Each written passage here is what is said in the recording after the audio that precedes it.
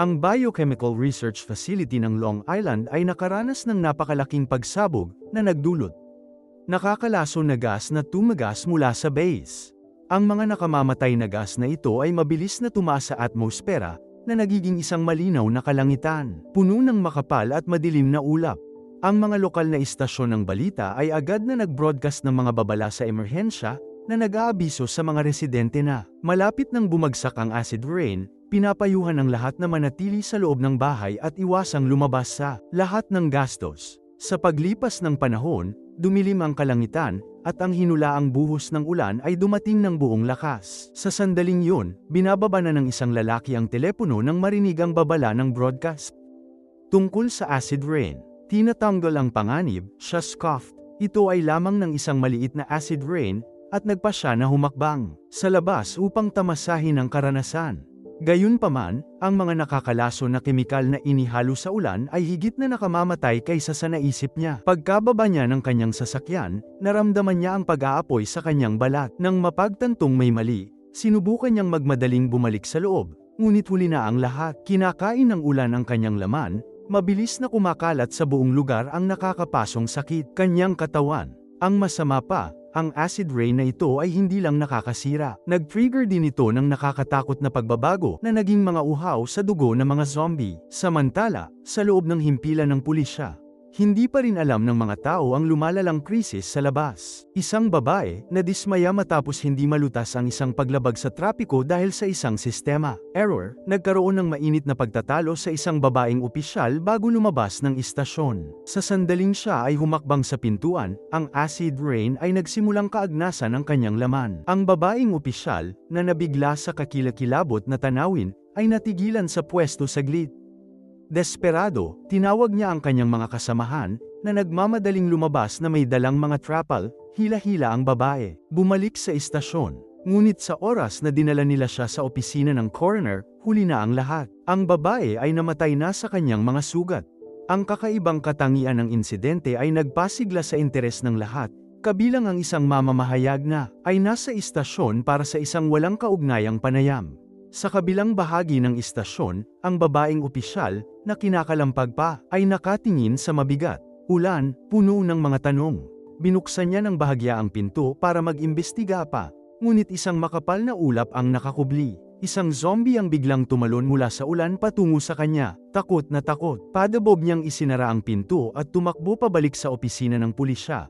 Ang bilis ng tibok ng kanyang puso, handa na upang iulat ang nakakatakot na sitwasyon sa kanyang mga kasamahan.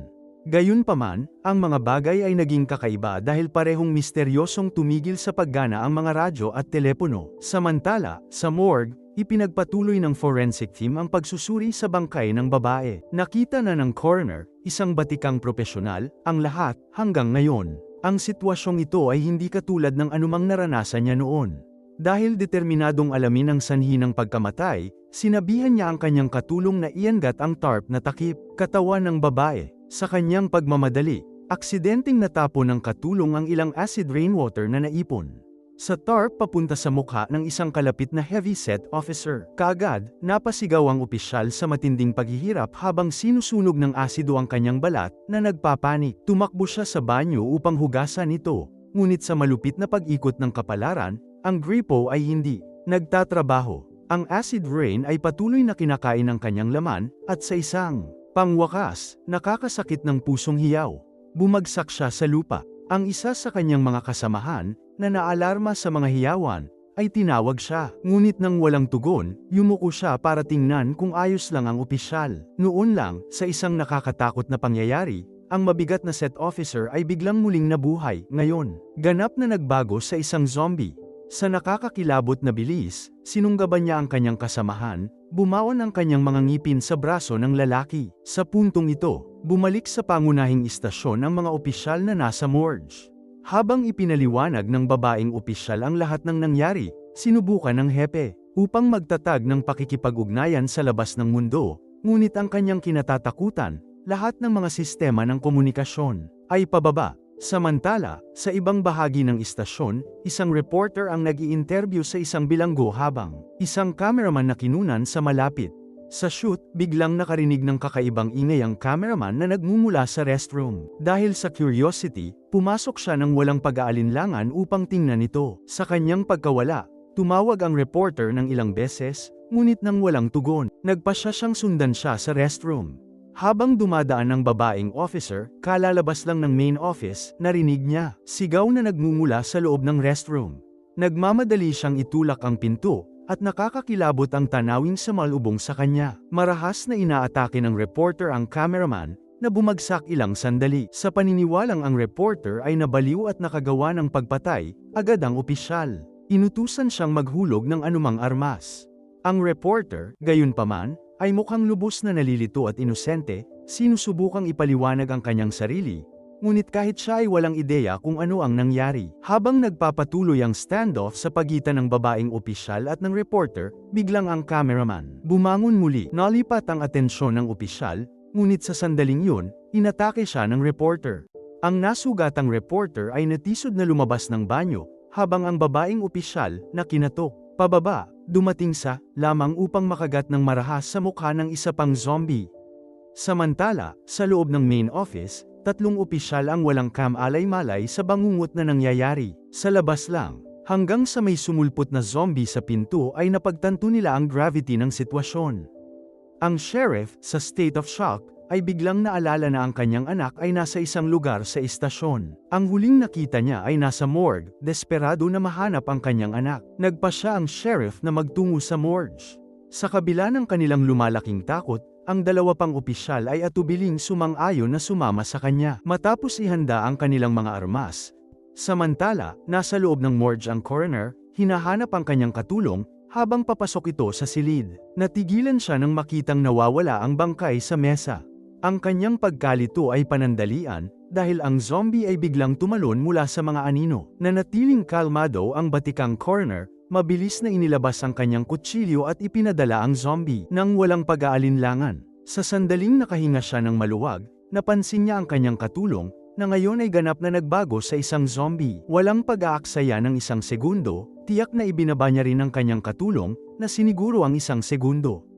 Pumatay. Gayunpaman, ang pagsubok ay malayong matapos. Pagpasok niya sa loob ng silid, nakita niya ang isang kakaiba at nakakatakot na figura na gumagalaw. Sa malayo, maya-maya, lumitaw ang isang nakakatakot na baluktot na zombie, naglalakad na may hindi natural, liko-liko na postura.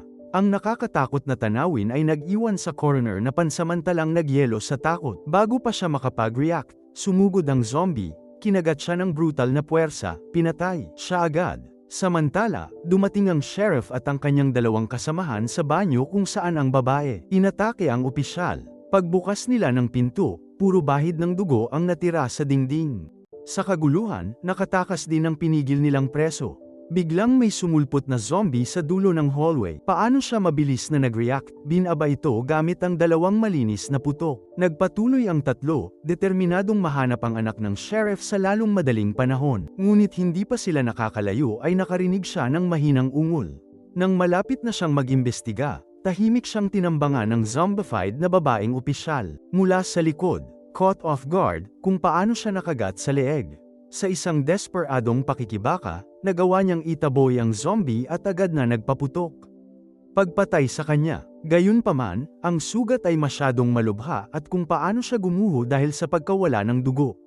Sumugod si Lance para tingnan siya, ngunit sa kanyang pagkabigla, hindi pa ganap ang zombie officer. Patay pa. She launched at Lance again. Lance fired a shot straight into her head, finishing. Matapos lagyan ng benda ang kanyang mga sugat, nagpatuloy si Lance at ang sheriff patungo sa morgue. Sa kanilang pagpunta sa morgue, ang sheriff at Lance ay nakatagpo ng isang mutated at malaking opisyal. Sa kabila ng mabagal na paggalaw ng opisyal, ang kanyang manipis na laki at hindi likas na lakas ang nagpasigla sa kanya. Isang mabigat na banta. Kinailangan ng sheriff na alisan ng laman ang kanyang buong magazine para lang ibaba siya. Tinitigan kung ano. Minsan isang kasamahan. Nakaramdam ng kalungkutan at kawalang paniwala ang sheriff. Hindi nagtagal, nakasagasa sila sa isang bilanggo na nakatakas sa panahon ng kaguluhan. Ang lalaki, galit na galit at nagsasabing hindi siya nahawaan, ay nakiusap para sa kanyang buhay. Dahil sa pagmamadali ng sitwasyon, ang sheriff at si Lance ay halos walang oras upang i-proseso ang kanyang pagsusumamo. Sinabi nila sa kanya na umalis doon ng mabilis. Isang zombie ang lumukso mula sa mga anino, umaatake sa bilanggo. Sa gitna ng pakikibaka, sinamantala ng sheriff at Lance ang sandali upang makatakas, nagmamadali. Sa wakas, nakarating na sila sa entrance ng morgue. Gayunpaman, kadalasang malupit ang tadhana. Nang itulak nila ang pinto, nalungkot ang sheriff nang makitang wala ang kanyang anak. Naghintay sa kanya. Sa halip, siya ay naging biktima ng mutated corner. Sa sandaling yun, pakiramdam ng sheriff na parang nadurog ang kanyang puso, lumubog sa malalim. Kawalan ng pag-asa. Sa kabila ng paulit-ulit na paghihimok ni Lance sa kanya na umalis kaagad, nakaalis na ang kawan sa labas. Nasira ang pinto at nagsasara at mabilis. Nagawa ni Lance na ibagsak ang isang zombie. Ngunit ang iba ay lumundag na parang isang napakalakas na tubig, na nakulong siya sa silid. Sa sobrang bigat ng pagkamatay ng kanyang anak, nawalan ng gana ang sheriff na lumaban para mabuhay. Sa pagharap sa paparating na kawan, pinili niyang huwag lumaban, bagkus ay tanggapin ang kanyang kapalaran, na may mahinahong pagbibitiw. Sa huli, pinili niya ang isang marangal na kamatayan.